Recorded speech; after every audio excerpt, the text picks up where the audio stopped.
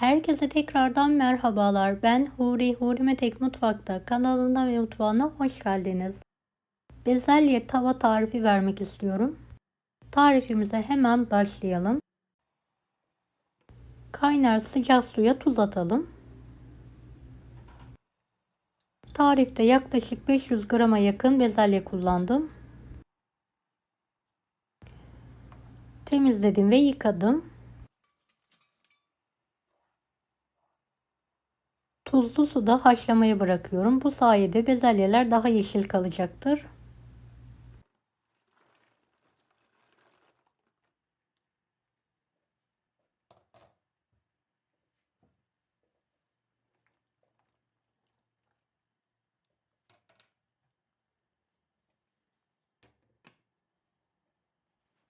Yumuşayan bezelyeleri süzerek servis tabağına alalım.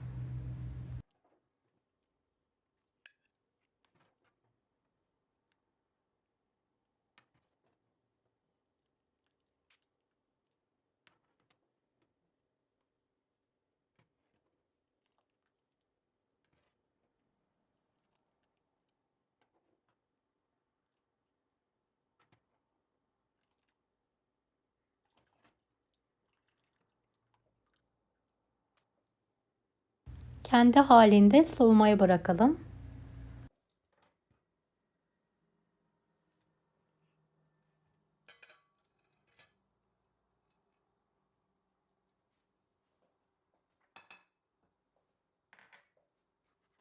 İki yemek kaşığı mısır unu, 1 yemek kaşığı buğday unu ekleyelim.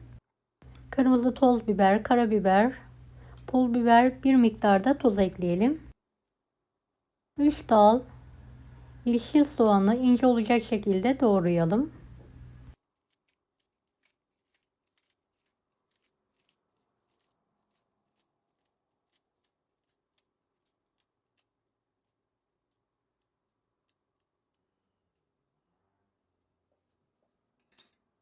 Tüm malzemeyi karıştıralım.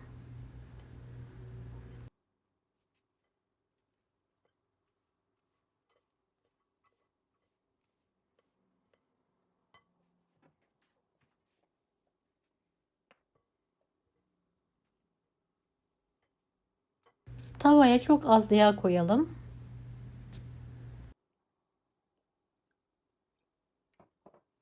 Bezelyeli iç harcımızı tavaya alalım ve sıkıca spatula yardımıyla bastıralım.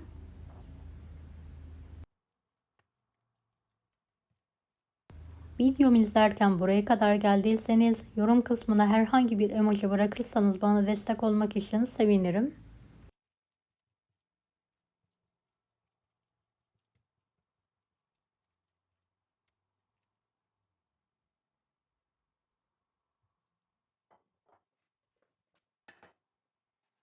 Üzerine ve kenarlarına bir miktar daha yağ gezdirelim.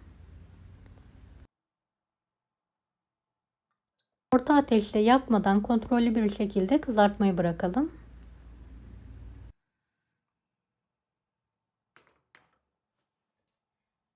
Dilerseniz kapağını kapatabilirsiniz. Servis tabağına ters çevirelim. Diğer tarafı da aynı şekilde kızartmaya devam edelim.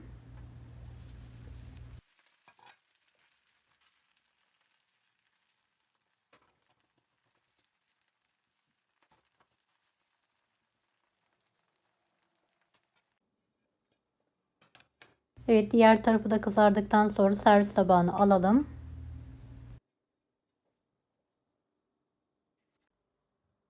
Artık yemeğe ve ikramı hazırlayabiliriz.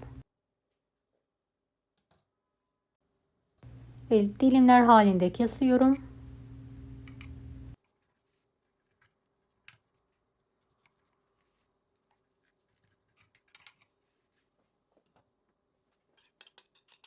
Tam orta kısmına sarımsaklı yoğurt ile ikramı hazırlıyorum.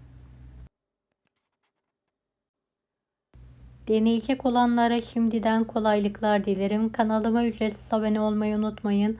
Bir dahaki videolarda görüşmek üzere. Allah'a emanet olun. Hoşça kalın. Daha farklı tarifler için bunları da izlemeyi unutmayınız.